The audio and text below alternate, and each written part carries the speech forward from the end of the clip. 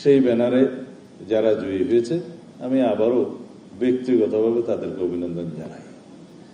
আমাদের 2024-এর ছাত্র গণ অভ্যুত্থান পরবর্তী সময়ে আমাদের সবচেয়ে বড় সংগ্রামের নাম হচ্ছে, আমরা আরেকটি সংগ্রামে লিপ্ত আছি।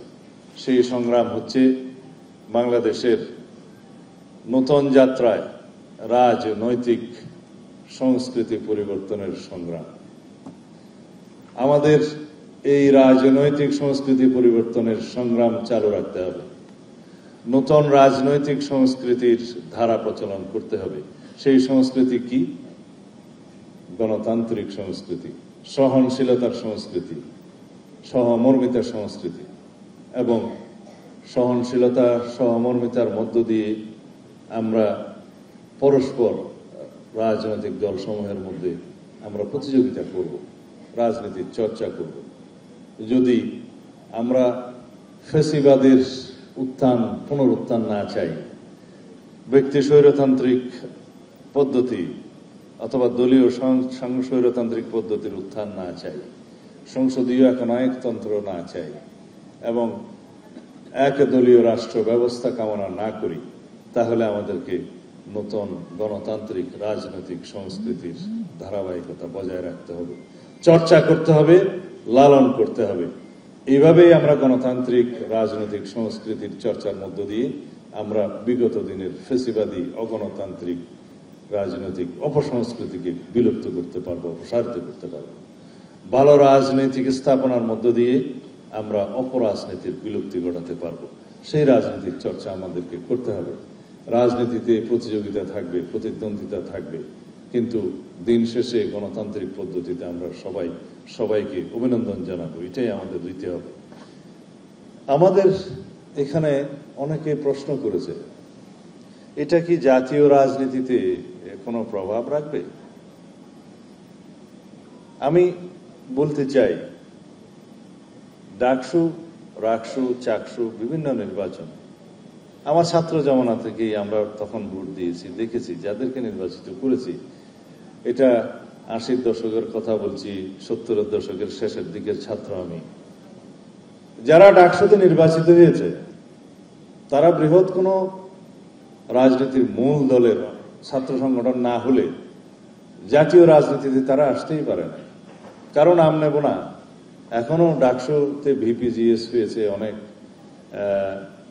নেতা জাতীয় রাজনীতিতে আছেন, কেউ বা হারিয়ে গিয়েছেন। তাদের মধ্যে যারা বৃহৎ রাজনৈতিক সংগঠনের অন্তর্ভুক্ত ছিল তাদের কেউ কেউ জাতীয় সংসদে এসছে, বাকিরা এখনো পর্যন্ত লড়াই করছে, সংগ্রাম করছে আসার জন্য। আমি কারো নাম নিয়ে বলাটা ঠিক হবে না, আমি তাদের উজ্জ্বল ভবিষ্যৎ কামনা করি, কিন্তু এখনো পর্যন্ত কামিয়াব হয় নাই। এটা হচ্ছে বাংলাদেশের জাতীয় রাজনীতি এবং ছাত্র রাজনীতির একটা পোস্টমর্টেম বিশ্লেষণ। তবে এটা আমি উৎসাহিত করি যে বাংলাদেশের ছাত্র রাজনীতির এবং বাংলাদেশের স্বাধীনতার ইতিহাস থেকে শুরু করে, স্বাধীনতার পূর্ববর্তী ইতিহাস থেকে শুরু করে এখন পর্যন্ত বাংলাদেশের রাজনৈতিক পরিবর্তন যা কিছুই হয়েছে, সামাজিক পরিবর্তন হয়েছে, ছাত্র সংসদগুলোর নির্বাচনের মধ্য দিয়ে সেটা হয়েছে, অথবা ছাত্র রাজনীতির মধ্য দিয়ে সেটা হয়েছে। সেই রাজনীতির সূতিকাগার এবং ছাত্র আন্দোলনের সূতিকাগার, রাষ্ট্রীয় পরিবর্তনের সূতিকাগার, সেই বিশ্ববিদ্যালয়গুলোর ছাত্র রাজনৈতিক চর্চা থাকতেই হবে। যারা ছাত্র রাজনীতির বিপক্ষে বলেন বা ছাত্র রাজনীতি বন্ধের কথা বলেন, আমি তাদের বিরুদ্ধে। কারণ রাজনীতির চর্চা, শিক্ষাঙ্গন, পাঠশালা হচ্ছে বিশ্ববিদ্যালয়। সেখান থেকে জাতীয় রাজনীতির নেতৃত্ব উঠে আসে ক্রমবিকাশের মধ্য দিয়ে। আমরা ছাত্র রাজনীতি করেছি, আমাদের সাথে অনেকেই বাংলাদেশের জাতীয় রাজনীতিতে প্রতিষ্ঠিত। তারা জাতিকে বিভিন্নভাবে রাজনীতির ক্ষেত্রে অবদান রাখছেন। আমরা অবদান রাখতে পারছি কিনা জানি না, তবে আমরা চেষ্টা করছি। তবে রাজনীতির শিক্ষা শুরু হতে হবে ছাত্র রাজনীতি দিয়ে। তবে এমন ছাত্র রাজনীতি চাই না যে ছাত্র রাজনীতি ফ্যাসিবাদী গোষ্ঠী অতীতে নজির স্থাপন করে গিয়েছে।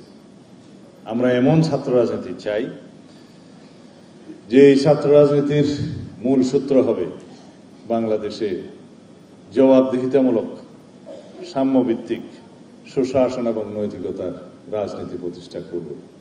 এটা আমাদেরই অঙ্গীকার যে আমরা এমন রাষ্ট্র ব্যবস্থা, এমন সরকার ব্যবস্থা প্রতিষ্ঠা করতে চাই সামনের জীবনে, যার মূল ভিত্তি হবে এদেশের সমাজের, রাষ্ট্রের সর্বক্ষেত্রে জনগণের কাছে জবাবদিহিতার রাজনীতি সৃষ্টি করা এবং সুশাসন, নৈতিকতার রাজনীতি সৃষ্টি করা, সাম্য এবং মানবিক মর্যাদা ভিত্তিক রাষ্ট্র ব্যবস্থা গঠন করার রাজনীতি আমরা অব্যাহত রাখতে চাই। সুতরাং আমরা এই রাজনৈতিক সাংস্কৃতিক পরিবর্তনের জন্য আমরা নিজেরা সংগ্রাম করি, প্রস্তুত হই এবং প্রতিষ্ঠা করি। এই আহ্বান জানিয়ে আমি বাংলাদেশ জাতীয়তাবাদী মহিলা দলের উত্তরোত্তর সমৃদ্ধি এবং বিকাশ কামনা করে বিদায় নিচ্ছি। আমার আজকের বক্তব্যগুলো হয়তো রাজনৈতিকভাবে অনেক কঠিন লাগবে, কিন্তু আমাদের অনুরোধ সাংবাদিক বন্ধুদের এগুলো খুব সুন্দরভাবে বিশ্লেষণ করে পজিটিভ দৃষ্টিভঙ্গি দিয়ে আপনারা প্রচার করবেন, যাতে আমরা বাংলাদেশের রাজনৈতিক সংস্কৃতির একটি বিশাল উন্নয়ন দেখতে পাই, প্রতিষ্ঠা দেখতে পাই।